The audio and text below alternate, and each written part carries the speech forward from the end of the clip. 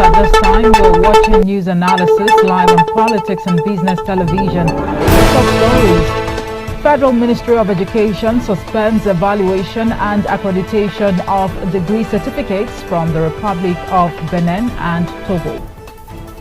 Economic and Financial Crimes Commissioner arrests National Coordinator and Chief Executive Officer of the National Social Investment Program Agency, NSIPA, Halima Shehu. Central Bank of Nigeria says that cash withdrawals not possible from accounts opened for virtual and digital assets transactions. Details are coming up shortly.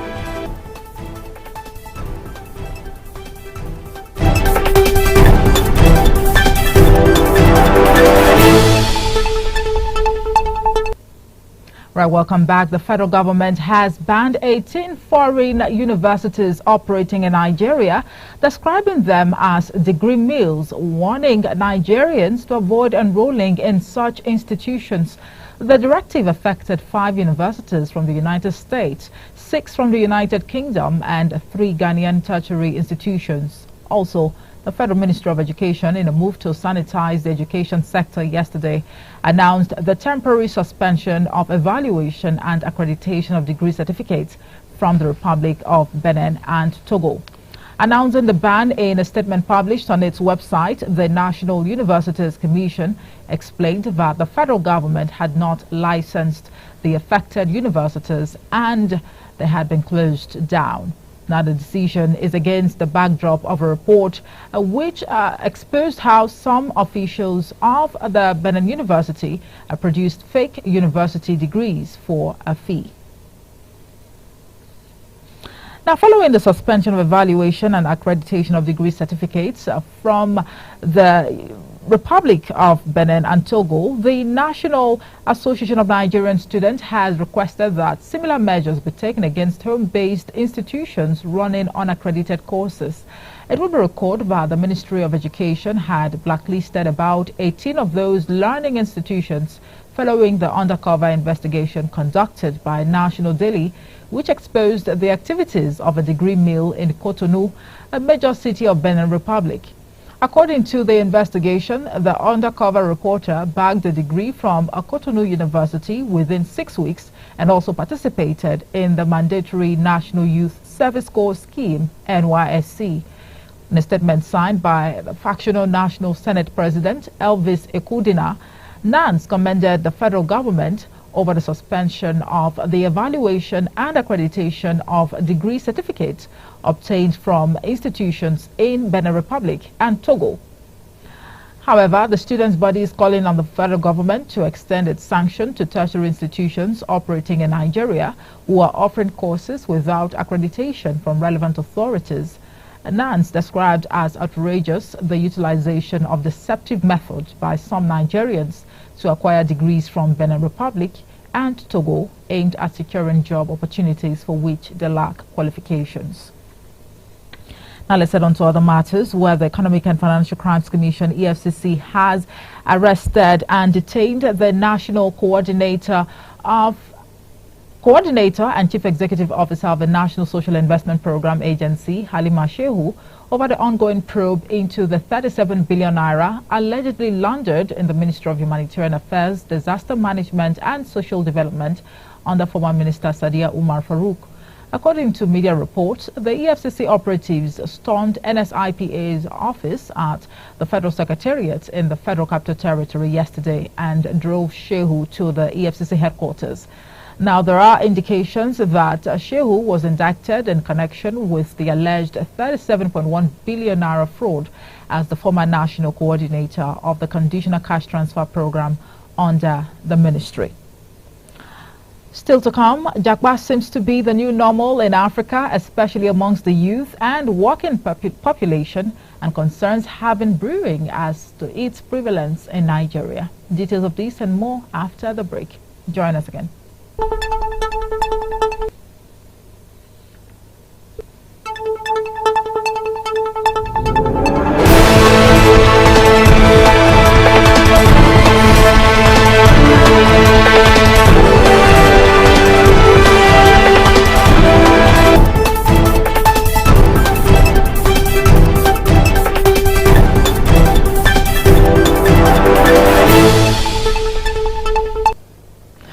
Welcome back. Thank you so much for staying tuned. You're watching News Analysis live on Politics and Business Television. Now, the Central Bank of Nigeria has disclosed that cash withdrawals will not be possible from accounts opened for virtual and digital assets transactions. According to the Apex Bank, withdrawals from these accounts will only be possible by transfer or through a manager's check. The bank, in its new guidelines on operations of bank accounts for virtual asset service providers, said an account opened under its new guidelines will only be used for transactions on virtual and digital assets and not for any other purpose. Well, in a December circular titled Circular to All Banks and Other Financial Institutions, Guidelines on Operations of Bank Accounts for Virtual Asset Service Providers, and signed by the Director of Financial Policy and Regulation Department, Haruna Mustafa, the banking regulator announced the policy change on crypto assets and directed banks to begin to aid crypto transactions. In its new policy direction, the bank stated that it was more open to the idea of regulation rather than its earlier position of the restriction of crypto assets from the formal banking sector. In other news, the Vice Chancellor of the newly established University of Ilesha in Osun State, Professor Taiwo Asaolu, has said only improved remuneration and welfare for medical personnel will stop their mass emigration abroad. The VC disagreed with the school of thought that medical students should be compelled to undertake work in the country for a number of years post-graduation before they can move abroad. Asaolu, who spoke on the sidelines of the inauguration of a hostel for nursing students at the University of Ilesha yesterday, advised the government to fix the economy and make working in the country enticing to school leavers. Meanwhile, a slang, Jakba, is a Yoruba language which means to run swiftly. Jakba seems to be the new normal in Africa, especially amongst the youth and working population, and concerns have been brewing as to its prevalence in Nigeria.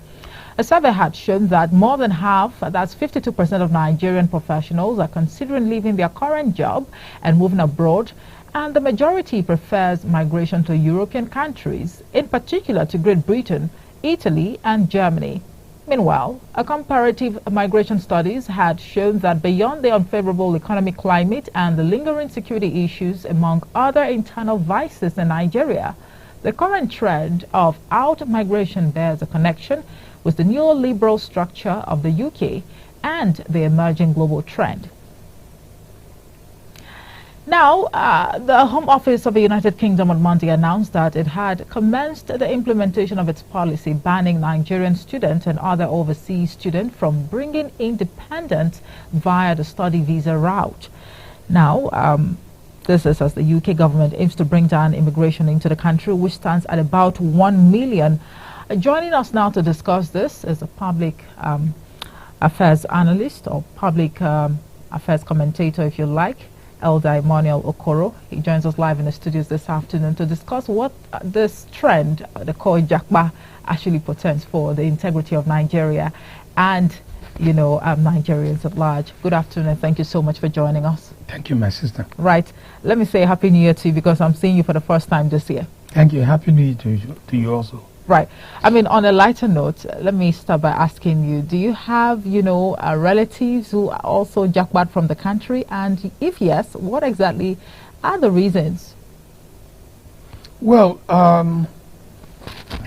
the concept jackpot is a concept that had developed over many years from our grandparents to now. Speaking now, I'm a product of Jackba syndrome. You don't mean it? Yes, I left Nigeria and went to a place called Canada. Okay. And then I was, then only very few people wanted to Jackba at that time because Canada was a very cold climate. But the qualities of education that Canada had was so attractive that you don't mind the cold weather. And I knew that I was going to come back to help my country because then there was very many valid employment opportunities and there were facilities for you to participate and build your nation, Nigeria. This is different from now. People are jack-buying, if you don't mind that word, for several reasons, particularly economical. Okay. They want a place where they can make more money, earn a living, substantive living. Unlike in the past, many of us when we had to jack from Nigeria, the opportunities were there. They were galore. Houses were there. You had opportunities to enjoy your life as a graduate. But now, you discover that because of our unplanned national population growth pattern, there are many parents who give birth to children not because they want to, but because they have to. So, and there were no opportunities for those young men and women who were produced. So that way, people had to ask themselves, how do I go on? You come out from the university and as a graduate for 3, 4, 5 and more years, you don't have employment. How do you act? And you know, culturally, when you stay in your family's house, time comes when your conscience bothers you. You ought to go and live in your own and take care of your own. And be independent. And face life on your own. But you can't stay with your parents forever. For example, all my children, I knew that they know that the education I acquired in Canada and the United States, the education was very, very fruitful. It's versatile. Are they still in the country or they are in Canada? Many of them left. They left there because when I came back, I prepared a way for my children. In fact, my first daughter, she's still in a place called Costa Rica. She left Canada to the U.S. to Indonesia. But are you happy they're outside, Nigeria at this point in time? Well, to be fair, taking a look at the economic, realities, the many issues that we have to contend with at the moment. No, to be honest with you, my first daughter, Choma now knows that the opportunities to advance exist where she was, but she's attained some height. All my children, whether they're the engineers or the medical doctors, they know that they have to acquire the education that to sustain them. And so my daughter, Chioma, is, although she's unmarried, she's comfortable living on her own. But I'm putting pressure on her as a first daughter to return, because those who've returned here are married and they're living their families and they are comfortable, because I emphasize functionality of education. Education that will assist you climb the ladder. And all my children acquired, I'm happy to say so, they acquired the kind of education that has put them in a substantive mode. So are you by implication saying, I'm sorry to butt you, yes, are you by implication saying that in a bid to climb the ladder and get to the pinnacle of one's career, you must have to acquire, knowledge or some sort of certification only outside the shores of the country? No, when we were here in the early 70s, you could still acquire education because the chances were there. But you're looking at the situation in a country where the country is producing very many undergraduates, very many applicants, much more than the available schools can absorb. When we came out of school, there were about 6 universities then. Okay. And if you couldn't find a place, you couldn't find a place.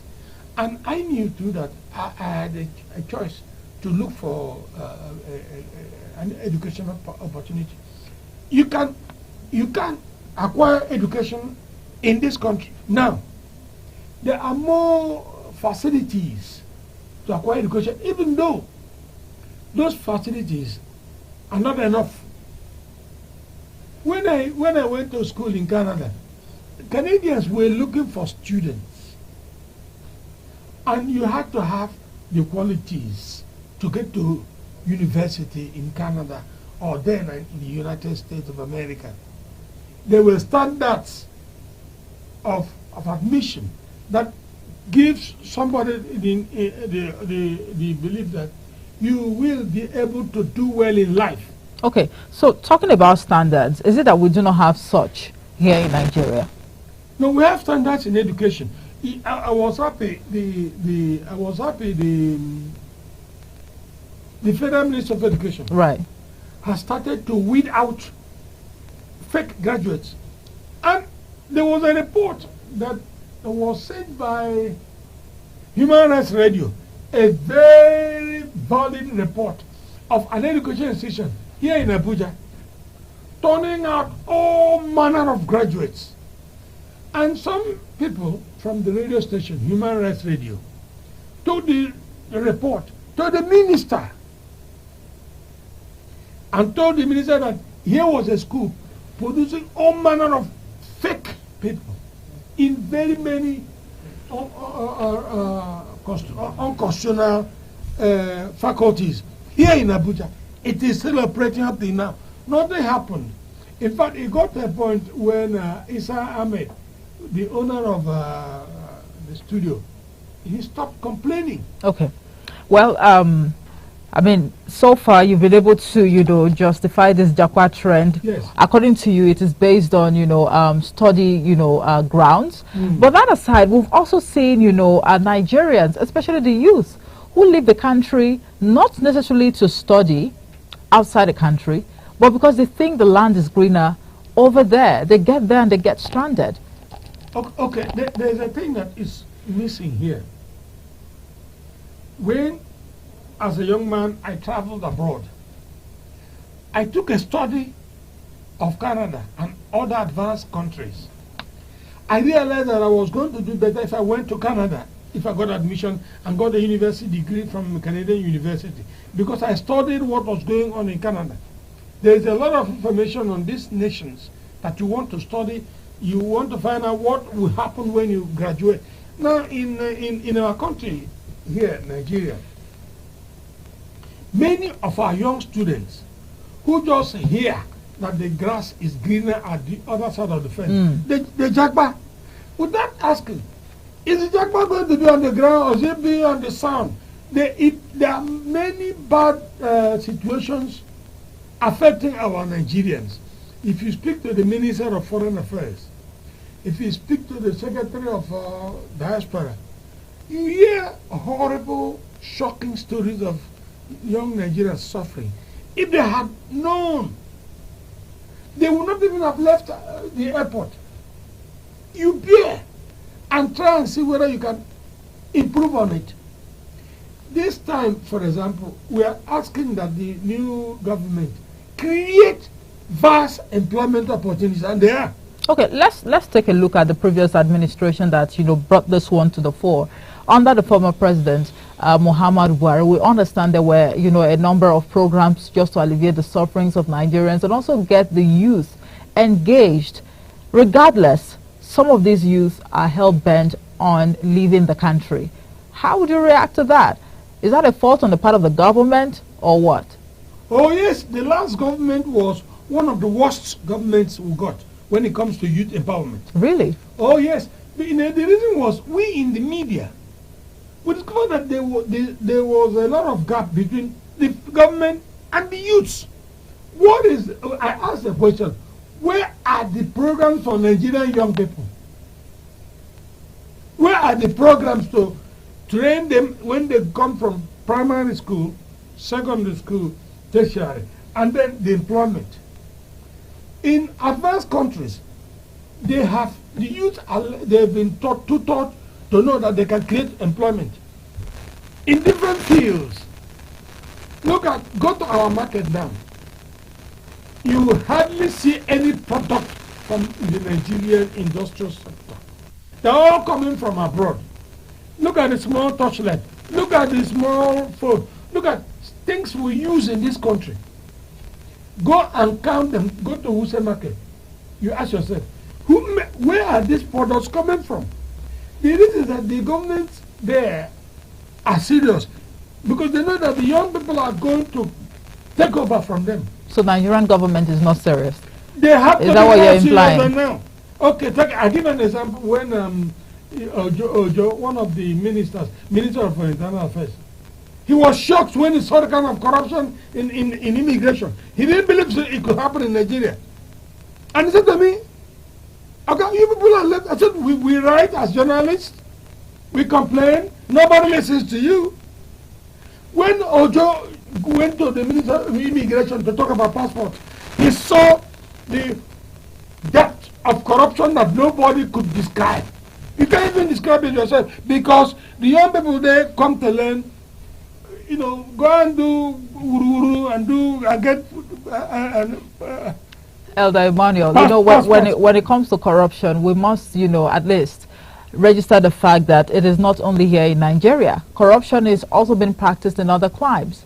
Yeah, you say so, but when people ask this, some of us who've traveled far through other countries, the kind of corruption we see in our country, and I myself, a public relations prominent person, if I tell you the level of corruption in my country, sometimes you won't talk to me anymore. Okay. Now, Elder Emmanuel, of course, yes. a vice chancellor of, the newly established University of Ilesha in Osun State, that's Professor Taiwo Asaolu, he has said that, the only way to stop the mass immigration, of brains and, talents in the country is when there is some sort of, remuneration and there is, proper welfare package or good welfare package for, the health workers, because his line of thought is coming from the health sector. I'm sure you understand the fact that a number of, health workers have also joined, the Jakba trend. Yes. And the question now is, if they all leave, what does that portend for the integrity of our dear country, Nigeria?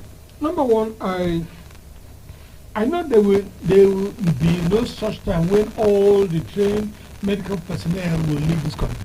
It will be impossible, practically impossible. Some are going to be staying because of their families.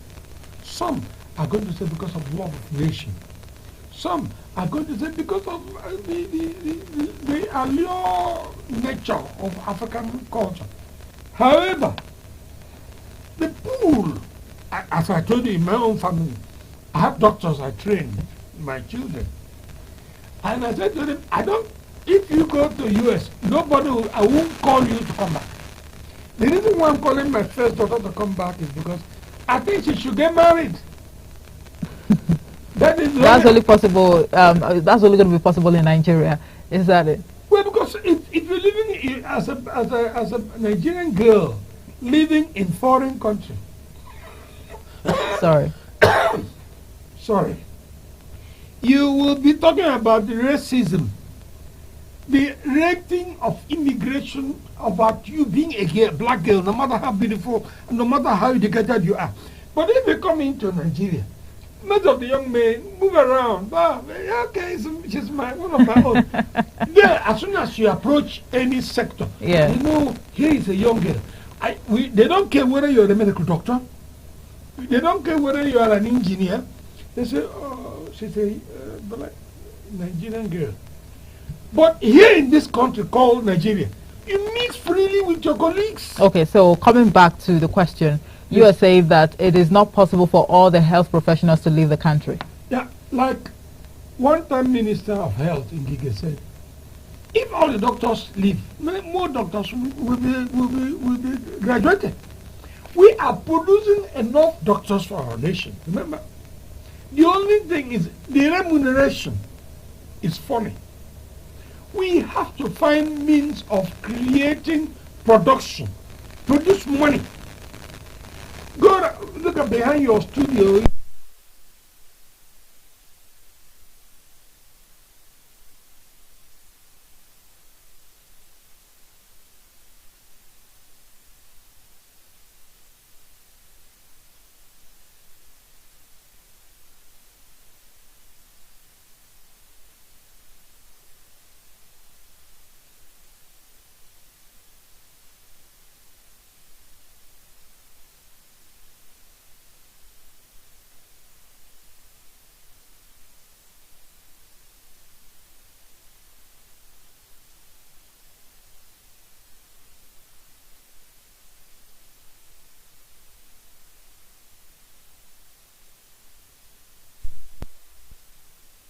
I don't make, there's not half.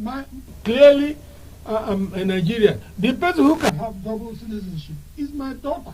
She was born in Canada when I went to school. Okay. All right. She could be by our law because she was born there, but she's a Nigerian. But me, I'm a full-blooded Nigerian human being. Okay, on the way forward, this is a new administration, and of course, this is a new year. We understand that, you know, a number of Nigerians on a daily basis, they are working out, you know, measures and ways of, you know, leaving the country. What do you think this administration must do at this point in time to, you know, address this trend? Number one, our nation is a nation in progress. There is a lot to do in Nigeria. A lot. A lot. When I came to this country, there was only 4 radio stations, 2 TV stations. Practically, there was no online platform. Nothing. But now look at a plethora of opportunities for young Nigerians to establish something. Look at the estate industry. Look at the fashion industry. Look at our women look so glamorous in their different clothes.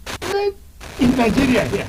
They are shipped abroad where they get money. The point I'm trying to make now is there is a reason for us to agree that this country, we must, that there's a way advanced countries do it. They put impediments. If you want to go to anywhere, they say, okay, go. But before you go, they have the impediments that will hold you back. Okay. If you go and grab an American scholarship, you pay back. There's no running away from it. If you stay 200 years, you come back, you pay. And there are conditions you must fulfill before you go to use American education to serve another country. In us, here in our country, we think there should be total coordination.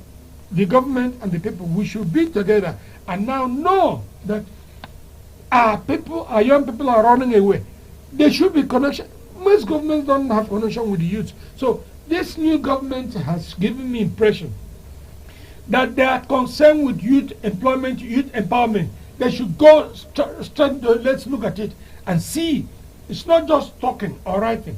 Let us see our young people being employed by the government or be encouraged by the government to develop something on their own. There are many things young people can develop. Okay. So, just to wrap up the conversation now, in a minute, what would be your parting words to the youth who are watching?